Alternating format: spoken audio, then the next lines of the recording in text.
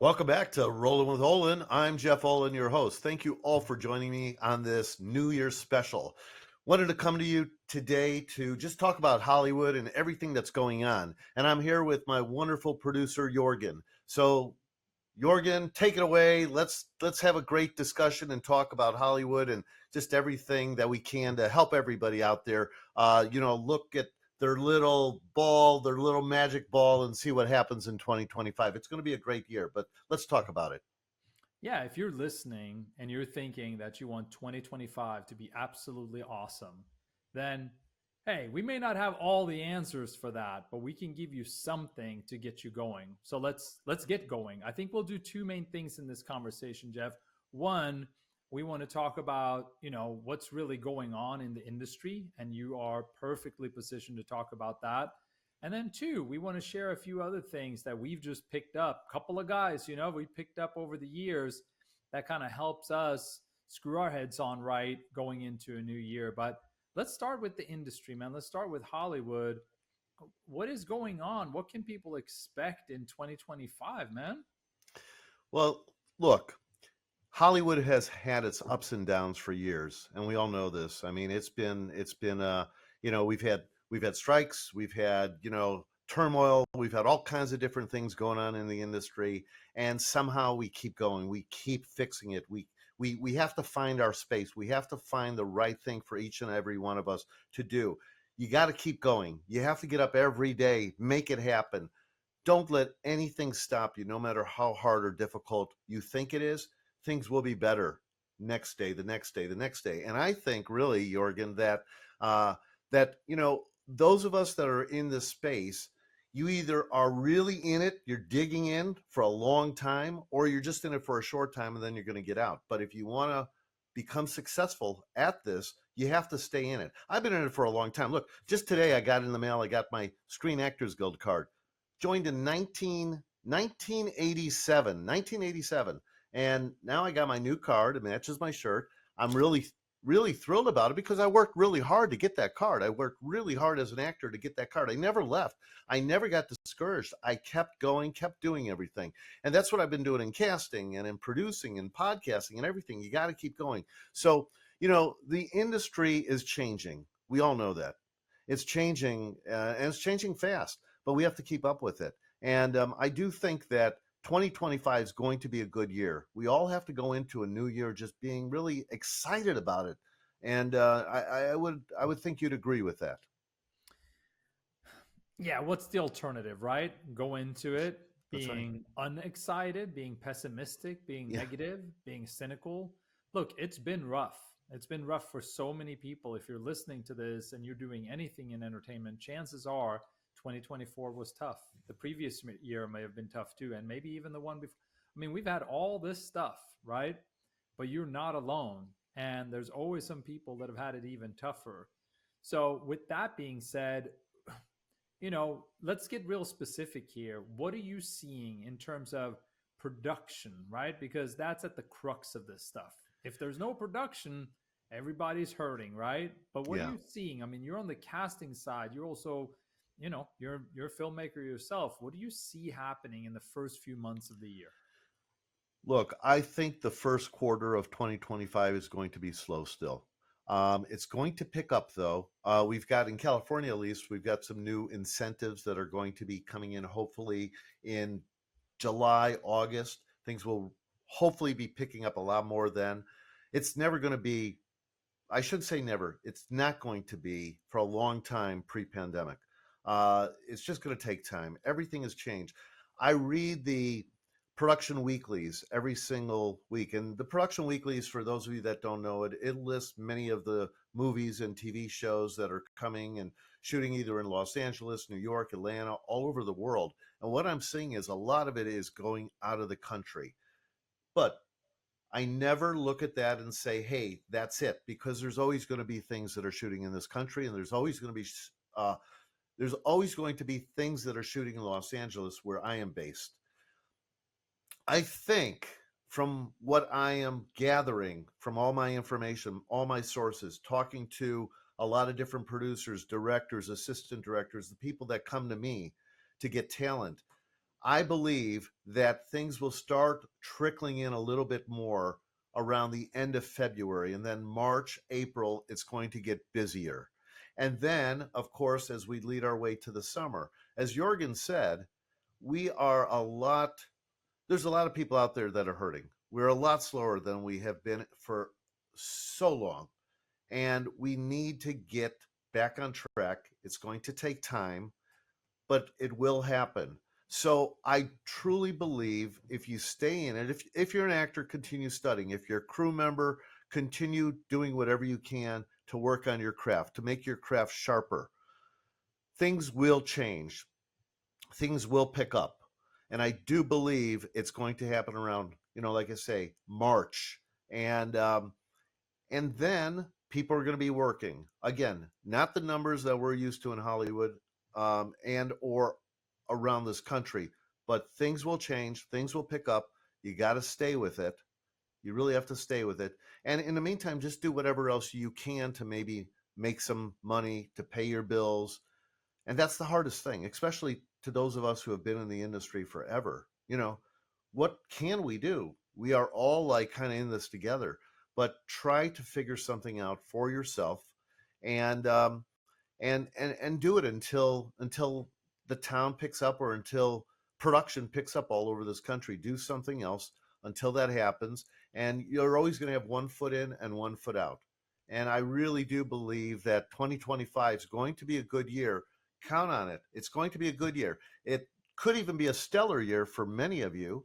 And you have to believe, and that's really what it comes down to. You have to believe, because like Jorgen said, we can't be negative about this. We always have to believe that, you know, every day is a new day, and you just don't know what can happen. So we have to keep it, it's the mindset, everybody. It's really in your mind, so keep it going. There it is. I think we should consider the situation for someone who's already been in the mode that you described for a little while, right? I think Yeah. there's a lot of people out there that have kind of been taking it, one step at a time, and have tried to find other ways to, bridge the gap and find some income and stay engaged and all this stuff. And now you're going into 2025 and you're like, well, Jeff, I've been doing what you're saying for not months, years, Yeah. since pandemic. And because we know, I mean, there's industry professionals that have had to switch careers, that are there are actors that had to say, at least temporarily, bye to their dreams. Like, there have been people really hit by the realities around this stuff, right? Yeah. Finances are real. So, but what I hear you saying, and I just want you to underline this Hmm. and make it really clear for people, is from where you're standing, you now believe that for most of us, we're now a few months away, not some sort of open-ended, yeah, we think things are coming. Like, you're really seeing the signs right now. Am I hearing you right? You are hearing me right to a certain extent. I don't want to say most of us. I want to say a good chunk of us. Mm. Um, it's still slow, and it depends where you're at around the country. Some places are a little busier. New York's busy, Chicago's busy. But I know if you're living in LA, you're not going to really want to pick up and go to those states and try to, mix it up, or try to get in, if you're a crew member, to try to get on a crew there unless you know somebody. Um, so New York and Chicago, Atlanta's okay. It's not super super busy right now, but it's okay. New Mexico, there's other places that you could go. But you're absolutely right, Jorgen, that there are so many people that have had to leave the business or get out of it at least for a while. Um, and some of those will come back, some won't. There's always going to be new opportunities for new people, and there's always going to be opportunities for the people that stay in it. You have to stay in it. You have to keep your tools sharp, as I said, and there will be work, um, and you have to look for it. You can't just sit around and wait for it to come in. You have to look for it. You have to send out, you know, emails. You have to send texts. You have to, call people. This is people that you know already, and just call them and just say, "Hey, what are you doing? What's happening with you?" And get that conversation going. Because if you sit around, it's like watching a toaster until some toast pops up. You got to make things happen on your own. I've been doing this for what, over 40 years I've been in this space. And, even when I think about that, I'm like, oh my God, how did I do it? I did it with a lot of focus and you have to be ambitious. Every day you have to go out and you have to work at least 2 hours a day. Honestly, 2 hours a day on your craft. No matter if you think you are going to get a job in a week or 2 weeks or 2 years, you have to still work on your craft every day. You have to stay sharp and you have to stay in the game because there's always a lot of people out there that are going to pass you up really quickly. So yeah, I am saying that the industry is going to get busier. There's going to be a chunk of people out there that are going to be working. Some are going to be working all the time. And then there's going to be others that will find jobs here and there. And there'll be some that aren't doing anything for their craft. And chances are you're not going to find jobs if you're not trying to work on your craft and work on yourself and work on your contacts and get out there. If you're an actor, get out there, get into a play, invite people to it, get into a showcase, make your own film. Seriously. I mean, nowadays you can just pick up a camera and make your own film. And that goes for crew members too.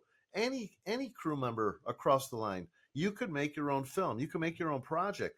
It's a great time to do it right now. A great time to do it because we are so slow. And but I do believe 2025 is going to be a year of change. So just stay positive.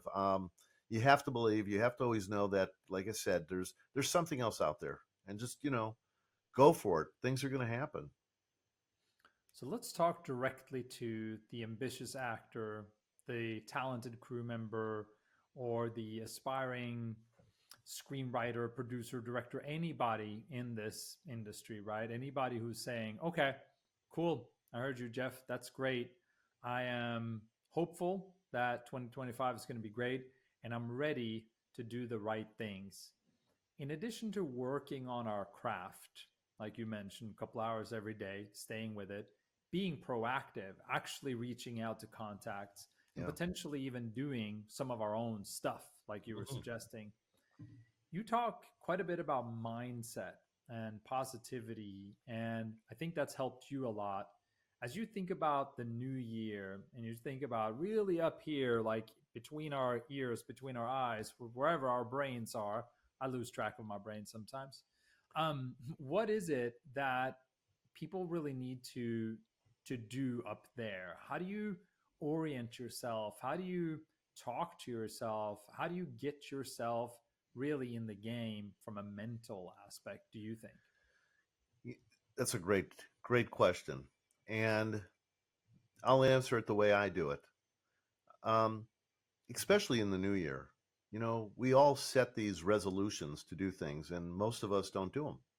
And so when you're working with your mind, you have to go into your own little bubble. You have to like push out all the excess noise, get that out of your head. You have to always be positive no matter what. You have to continuously move forward. And some of you may meditate, some of you may just go to a park and sit around and listen to the birds chirping and what have you. Maybe that's your form of meditation. Or you're just, repeating affirmations, which is really good. It's really, really good. Trust me.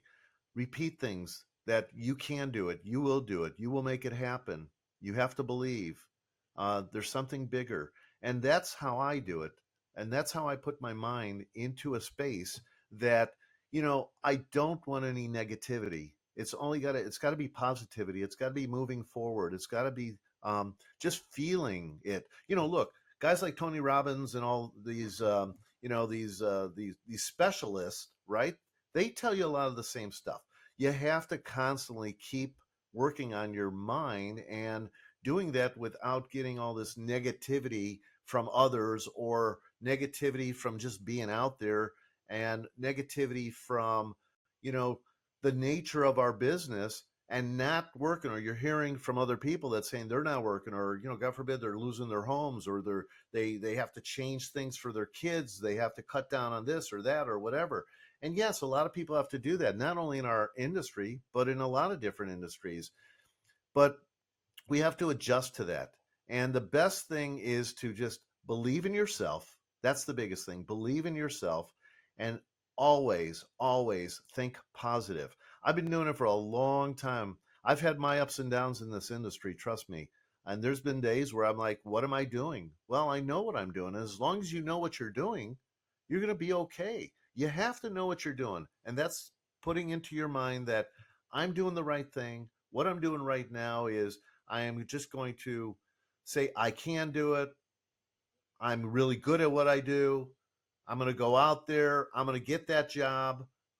Don't think negative, because the more negativity that you put into your head, and Jorgen, you know this, and I'm sure many of you know this out there, it'll happen. If you stay negative, negativity is going to come. You're not going to get those jobs. If you stay positive and continuously work on that positivity, jobs are going to come and other things will come, connections will come, different things will come. And before you know it, you'll go, my gosh, that's all I needed to do all this time? Yes, that's all you need to do. It's all about mindset.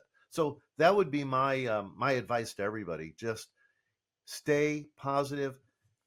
Always think about what you're doing and why you're doing it, and just stay positive in your mind and who you're around. Try not to be around negative people. Seriously, that's I cut negativity out as much as I can. I cut negative people out. I don't want to be around them. And there's a lot of negative people out there, and especially in these times where it's rougher, and in our business and others. But you got to stay with that positivity. Always believe in something bigger. Dream big, and things will work out. It might take a little time because you have to learn how to do that, but things will work out. That's the best advice I can give. I heard a really interesting definition of confidence not too long ago. Yeah. And it goes like this: it's your perception of your skills mapped against your perception of the challenge. So Mm, there's these two things that we can work with in our heads there. We can work with how we think about our skills.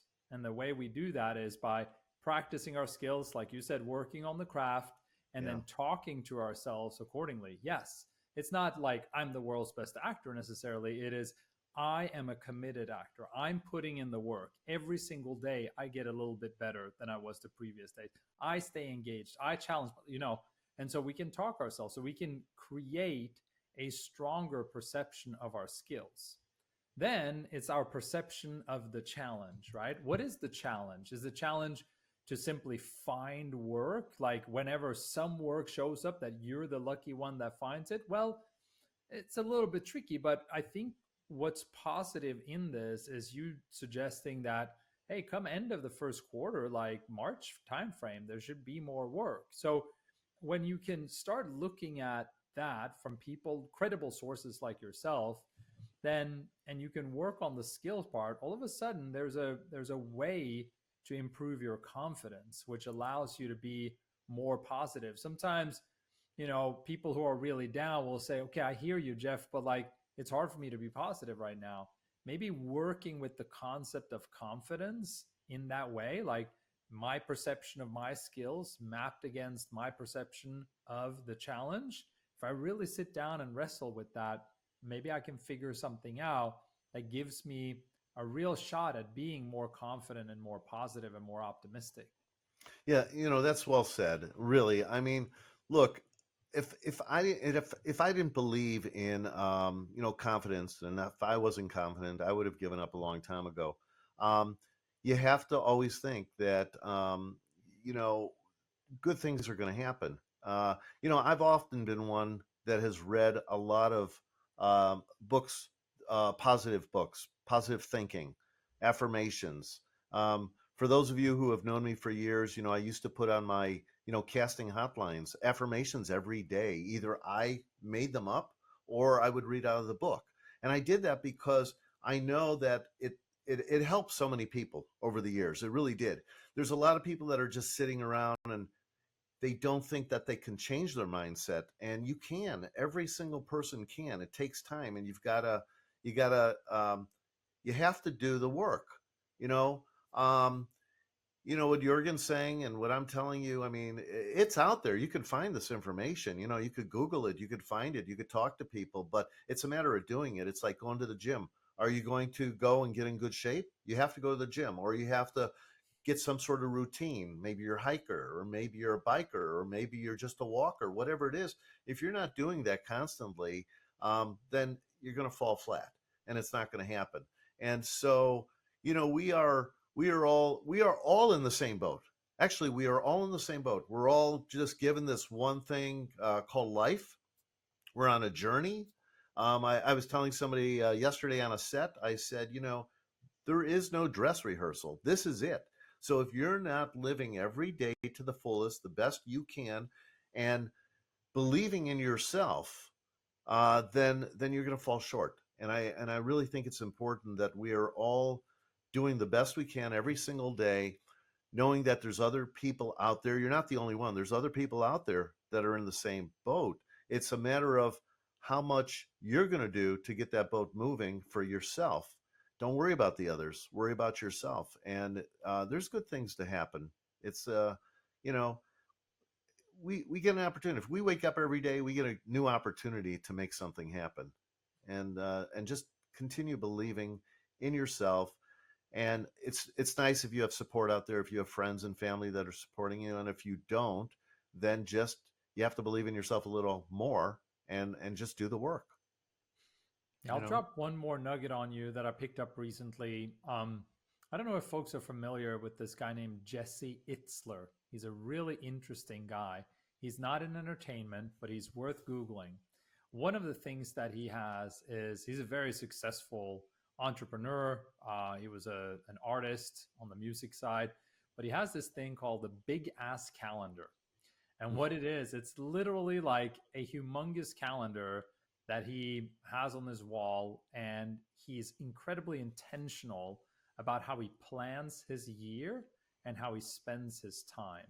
Mm, And you can look him up and I recommend searching him up on YouTube, on podcasts, and hear him talking about it because he'll do far better than I can. But here's the one little nugget to keep in mind: if you want to fill 2025 with some awesome stuff or with the potential for awesome stuff, you might want to clear it of some not so awesome stuff. So the idea here is really to go into the year as quote unquote light as you can. What are the ongoing commitments that will no longer serve you in 2025?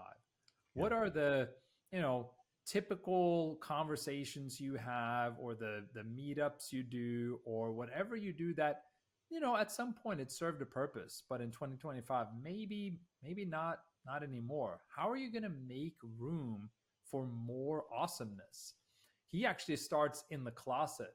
Like it sounds crazy, but he starts by just saying, look, I'm gonna I'm gonna just like grab all the clothes that I haven't worn all year, and I'm gonna give them to somebody else who Yeah. might need them more than I do. I'm gonna get super light on the clothing side, right? Then I'm gonna get really light in my workspace, my desk, everything. Then I'm gonna look at my calendar. I'm gonna look at everything I did this past year, and I'm gonna look at what's ahead in this year. And so by stripping things down, by going light, by getting light, by just creating as much space and headspace really as possible, that's when you can start adding. Because a lot of people will say, well, Jeff, like I got to make money. And so I don't have so much time. And like, it's possible to be time rich without being money rich. It's possible. Like, it's not easy. Look, I get it. We all have bills to pay. We all got to work. We all got to do stuff. But we also all have the opportunity to cut some stuff out so that we create this room. And that's my thing for anybody looking to make 2025 more awesome is, all right, let's start by taking some stuff out. Absolutely. And it's funny you should say that because I've already thought about getting rid of some of my wardrobe, getting rid of other things, just becoming a little bit lighter with what I have. We all have so many different things, right? I mean, that's what this country is all about. We have a gazillion different things. And you go home and you look at it and you're like, wait, that's been sitting there for like the last 15 years, or this has been sitting there, or this is in the closet and this is hanging. And we buy so much things. We go to, we buy a shirt and we end up buying six shirts. I mean, some of us, over the years, I did that. I don't do that now. I'm ready to get rid of things. And so by you saying that, I understand that. And look, we have another opportunity to start a new year out right. whether it's getting rid of things or gaining things. And gaining things with the knowledge, I believe, is the best thing. Gaining what we can do, what we really feel we can do. Like Jurgen said, like, don't give yourself any big expectations that you're the greatest actor out there or you're the greatest person to do everything. Take baby steps, do small things. And that will lead you into just being a little bit happier because you got this done, you got that done. We all have lists, right? I don't know. I do. I have lists. I'm like, I want to do this. I want to do this. I want to do this. You get done what you can. You're not going to get done everything. You get done what you can, but at least you're checking things off that list. And it's really important to do that. Um, we we all want to do so much so fast, or but we don't need to. You know, baby steps, and just and it really is hard. It really is hard to get this into your head and to make it happen and to change your life, because that's what you're doing. You're changing your life. And if you can change your life, you can change everything about you, and you could absolutely become a completely different person where you'll be able to find that work without a problem. Things will happen. That's just how it works. That's a mindset. And I think 2025 is going to give everybody that opportunity to do it. We just all have to, shake it up our own way, and it will happen. It's not easy though. It's not easy, but you can do it. Everyone can do it. You know. Yeah, well, especially since you're saying that things are looking a little bit brighter here, I think people have reason to believe that there's a real opportunity now. Hey, Yeah. we gotta enjoy the New Year's and celebrations and all that stuff. So we gotta get out of here soon too. But I think for you having, how many years are you in now? It's quite a few, right? We got to get at least like one little Jeff Olan story from the archives here before we wrap up, man. What do you got for us today? What can you tell us? Oh man, there's so many stories, and Jorgen knows this. I'm writing a book, and I have a lot of stories in that book. I mean, crazy stories, or at least I think they're crazy. But I have a lot of stories from meeting Courtney Cox, or sitting in Johnny Carson's chair on his last night, or having dinner with Al Pacino. Um, Working up in Folsom Prison, meeting Audrey Hepburn, and that was a cool story in itself. But there's so many to tell. Let me tell you guys the Courtney Cox story. We all know her Oh from yeah. Friends, and she got her start in that Bruce Springsteen video. Hmm. So we were doing a movie called Masters of the Universe back in the day. Uh, uh, what's his name? Dolph Lundgren was starring in it. Billy Barty, if any of you knew Billy Barty or knew about Billy Barty, he was one of the little people in the industry, one of the first little people that really made it big. Um, and Billy Barty was in that, and Courtney would be in her. Well, she was in the movie, so she co-starred in the movie, and she was in her little yellow uh, VW car going to set every day, and we were shooting in the city of Whittier, California. And in Whittier, California, it's all like stone streets. I believe they still have it. It was like the red stone streets. So she'd be in her car every day going to the set. I'd be on my motorcycle. I had a little 400 Yamaha back in the day, and I was standing in on Masters of the Universe, and I was a stand-in for a couple of the actors. So I would take my motorcycle. I would be driving down the freeway, going in and out of the cars.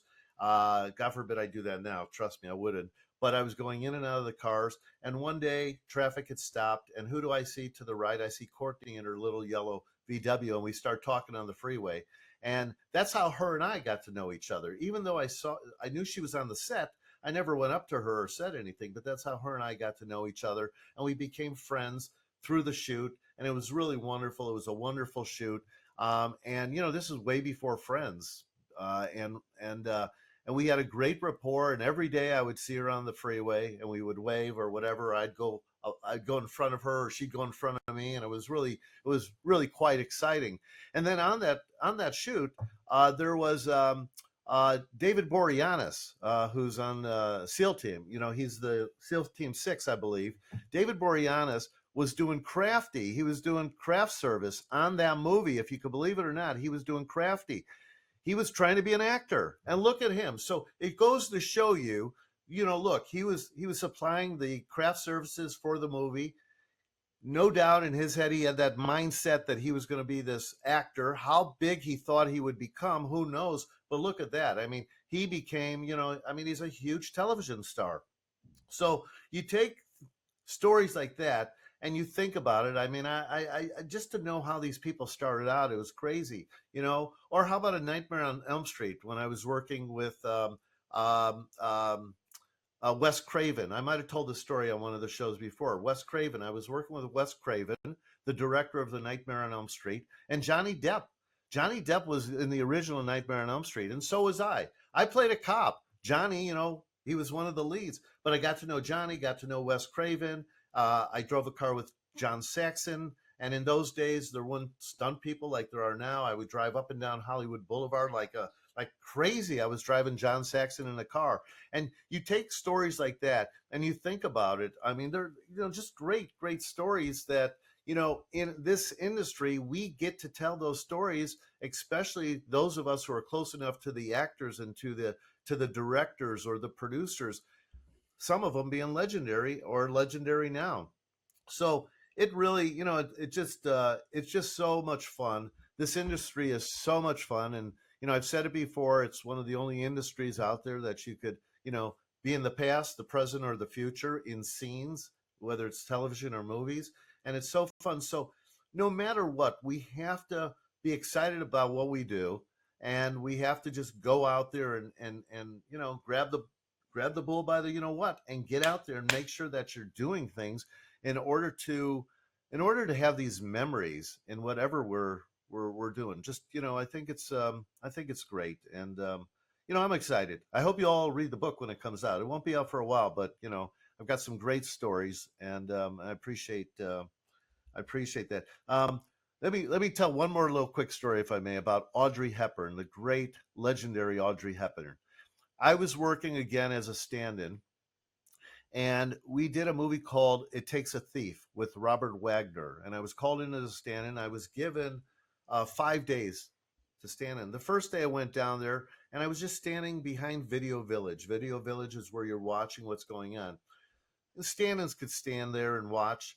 If you're just a background actor, you're not supposed to. You're back in a holding area or whatever. But I was standing in Video Village, and Audrey was sitting in her chair. She had her little cute puppy with her, and she turned around and she grabbed me and she said, "Hey, can you come over here?" And I went right up to her. And you're not supposed to talk to the stars, whatever. But she's calling me, and I knew who she was. It was amazing.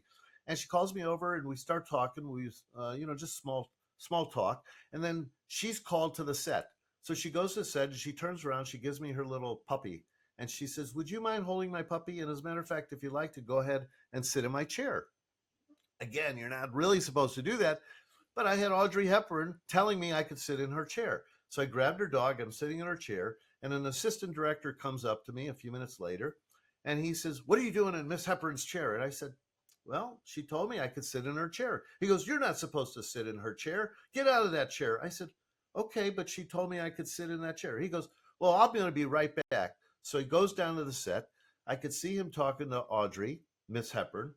I could see them, talking. He comes back to me and goes, "Okay, you could sit there, but don't ever let me catch you in that chair again." I'm like, "Look, she, I didn't say anything. I was just okay, whatever." Well, Miss Hepburn comes back. She thanks me so much for taking, care of her dog. And I take the dog, I give it back to her. We talk a little small talk again, and I walk away. I go to the side. It's time to check out for the day. I go, and that assistant director comes up to me, and he's checking my voucher out, and he goes, "You're done."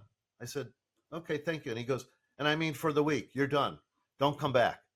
So I lost the job, my 5-day job. I lost because I was sitting in Audrey Hepburn's chair taking care of her dog because she had asked me to. But you know what?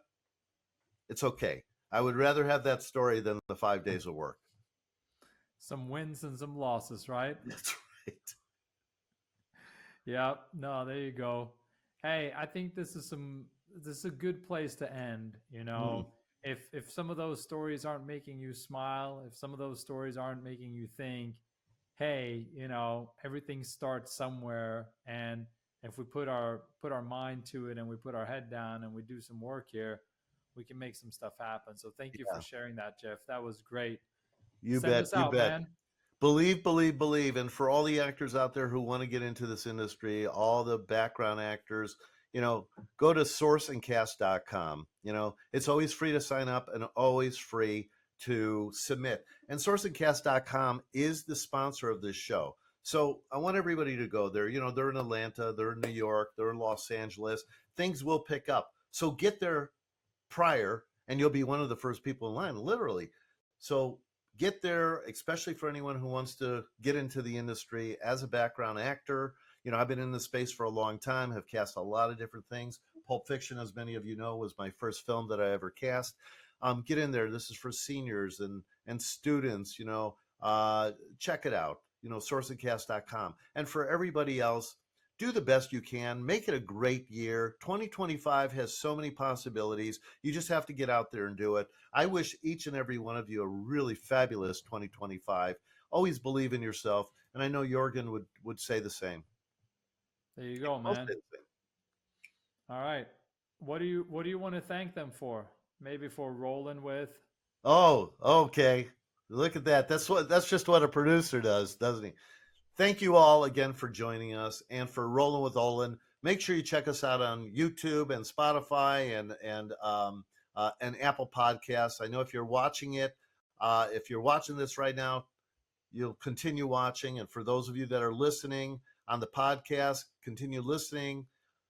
Watch. We are there for you. We're going to bring you so many different shows with such incredible, incredible people in the industry. You'll learn so much. And thank you all for rolling with Olan, and we'll see you on the next one. Happy New Year.